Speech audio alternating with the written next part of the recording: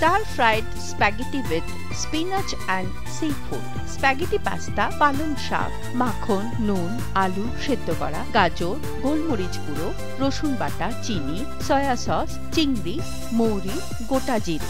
Frying প্যানে মাখন গরম করে তাতে রসুন বাটা, জিরে ও মৌরি দিয়ে সেদ্ধ করা স্প্যাগেটিগুলোকে হালকা টস করে নামিয়ে নিতে হবে।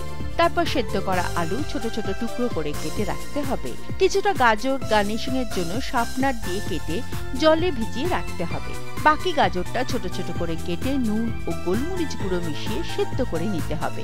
অন্যদিকে ফ্রাইং প্যানে আবার মাখন গরম করে তাতে রসুন বাটা, সেদ্ধ করা পালং শাক, নুন ও গোলমরিচ গুঁড়ো দিয়ে হালকা ভেজে নামিয়ে নিতে হবে। এরপর বাকি মাখনটা ফ্রাইং প্যানে গরম করে তাতে সেদ্ধ করা চিংড়ি ও অল্প স্টক দিয়ে নেড়ে নামিয়ে নিতে হবে। ওই প্যানেই অল্প সয়া সস দিয়ে সেদ্ধ করা গাজরটা হালকা টস করে নিতে হবে। এবার একটা সার্ভিং ডিশে প্রথমে পালং শাকটা দিয়ে একটা বেড তৈরি করে ওপর থেকে সেদ্ধ করা আলুটা সাজিয়ে চারিদিকে স্প্যাগেটি, ভাজা চিংড়ি ও গাজরটা রাখতে হবে।